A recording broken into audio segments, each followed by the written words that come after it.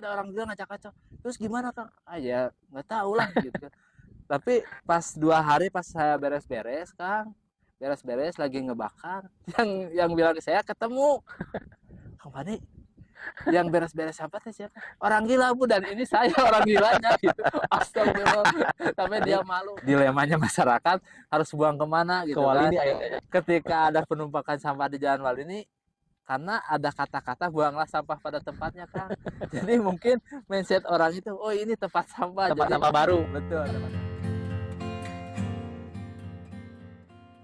Oke, Kang Fandi, selamat pagi Wilujeng Enjing.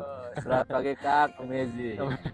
Terima kasih Kang Fandi sudah menyempatkan waktunya di program barunya Saujana Documentary, namanya Saujana Siniar, program bincang-bincang dengan teman-teman yang punya aktivitas unik dan tentunya bisa menginspirasi teman-teman yang lainnya gitu. Kang, dulu kita pernah ketemu Kang. Saya pernah lihat Kang Fandi di jalan bersih-bersih sampah, bukan bersih-bersih sampah, tepatnya memungut sampah gitu, memulung sampah. Terus ke rumah ternyata dirubah menjadi sebuah karya yang tentunya bisa bernilai seni, bahkan bisa bernilai jual gitu kan. Nah itu Kang boleh diceritakan Kang, sejak kapan Kang Fandi mulai tergerak hatinya buat lebih peduli terhadap lingkungan? Oh, jadi kita tergerak di lingkungan itu 2018 Kang. Jadi ketika tergerak karena kondisi jalan Walini yang amat parah oleh sampah Kang. Jadi ada penumpukan sampah yang lumayan panjang juga gitu kan. Itu kira-kira berapa meter Kang? Berapa kilometer? Jadi sekitar 300 sampai 400 meter Kang sepanjang jalan. Jadi sepanjang jalan itu penuh sampah gitu. Nah itu sampahnya tuh apakah warga sekitar atau misalkan warga luar yang buang sampah di situ? Jadi kondisinya gini, terjadinya penumpukan sampah di Jalan Walini itu karena diakibatkan waktu dulu kita punya pasar tradisional yang masyarakat bisa membuang sampah ke pasar tersebut. Sekarang jadi Rancaekek itu waktu dulu punya pasar tradisional, pasar Dangder. Jadi masyarakat buang sampah ke sana bisa, karena sekarang jadi robah jadi pasar modern. Masyarakat dilarang buang sampah ke pasar tersebut. Jadi dilemanya masyarakat harus buang kemana gitu Ke Walini kan. akhirnya. Ketika ada penumpukan sampah di Jalan Walini, karena ada kata-kata buanglah sampah pada tempatnya Kang. Jadi mungkin mindset orang itu, oh ini tempat sampah. Tempat jadi, sampah baru. Betul, tempat sampah. Karena menurut saya sampah itu seperti magnet. Ketika dibiarkan terus akan menempel, terus sampah-sampah yang lainnya akan tertarik gitu kan.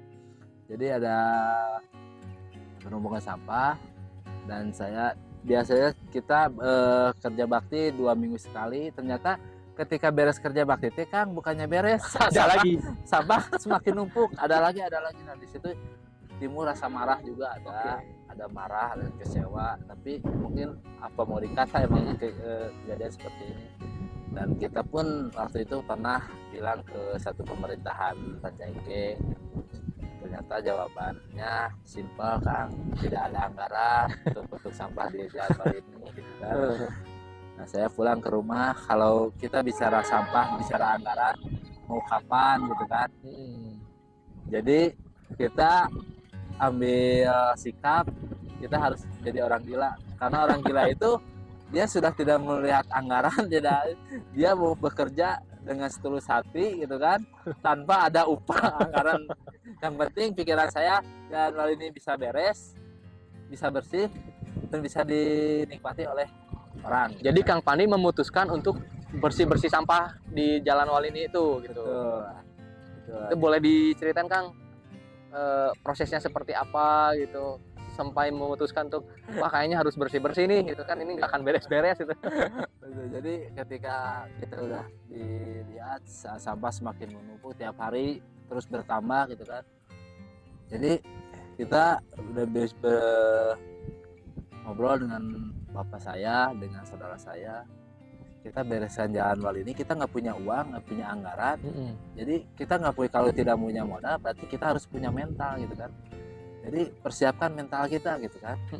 Kita akan beres-beres Jalan Walini, dan ini mungkin prediksi saya kita akan disebut gila gitu kan.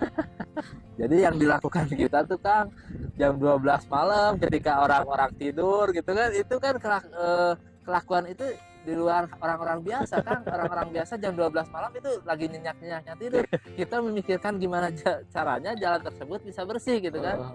Jadi jam 12 malam kita acak-acak semua sampah yang ada di jalan Kang. Jadi tujuannya sampah kita acak-acak tuh dengan harapan si sampah itu tersebut kering, terus yang basah bisa kepres mobil, dan 2 hari kita siapkan ban bekas kita bakar. Oh, memang ujungnya memang untuk dibakar gitu ya, Betul. dimusnahkan karena memang tidak ada solusi lain gitu ya Betul. selain dibakar. Jadi kalau diangkut satu kan kita nggak punya anggaran Kang. Mm-mm. Yang kedua kalau diangkat dengan truk sampah itu bukan solusi. Jadi ketika kalau diangkut dengan truk sampah boleh jalan kita bersih gitu kan, tapi daerah orang lain mau gimana?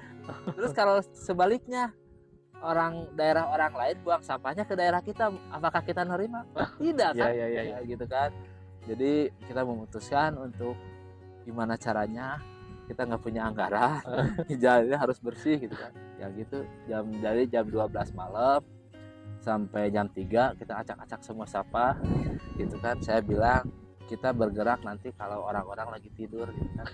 Jangan diributkan dulu, nanti kalau diributkan ini jalan belum beres, pro dan kontra udah pasti gitu kan. Jadi tidak akan ada solusi.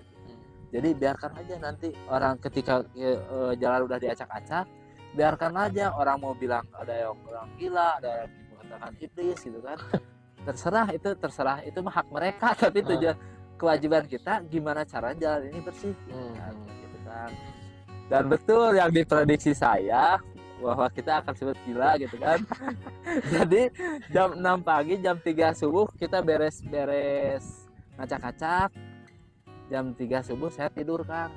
Tidur, bangun jam 5, berarti 2 jam saya tidur. Jam 5 turun lagi ke jalan sambil ambil HP Kang di video. Saya sambil di video sambil pengen reaksi masyarakat yang lewat itu apa seperti apa gitu kan. Ternyata betul, setiap yang mengguna motor dia marah-marah. Ada orang gila ini sudah nggak punya perasaan gitu kan.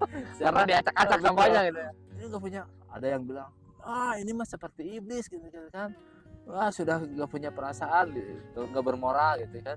Sampai-sampai saya kan aktivis saya jualan Kang. Saya belanja ke pasar. Sama di pasar juga jadi rame. Di Jalan Wali ini ada orang gila ngacak-acak sampah gitu. Yang lebih lucu yang di pasar Kang, yang nanya ke saya, Kang Pandi, itu di Jalan Wali ini sampah acak-acakan, apakah ada orang gila ya? Betul Bu, ada orang gila katanya. Ini orang gila ya. Tidak berperasaan, saya yang beres-beres. Ada orang gila ngacak-acak. Terus gimana Kang? Ya nggak tahu lah gitu kan.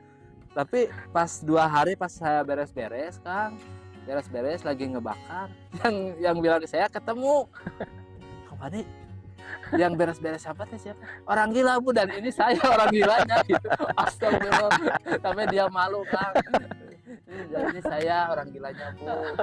Kang Pandi, kenapa Kang ngacak-ngacak?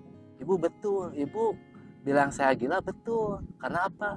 Kalau saya orang normal, mungkin saya mau minta upah gitu. Dan saya sekarang kalau saya minta upah harus minta upah ke siapa? Kan nggak ada yang membayar. Mungkin nggak ada yang membayar. Disitulah mungkin Ibu betul dianggap saya orang gila tuh, karena orang gila sudah tidak tahu uang gitu.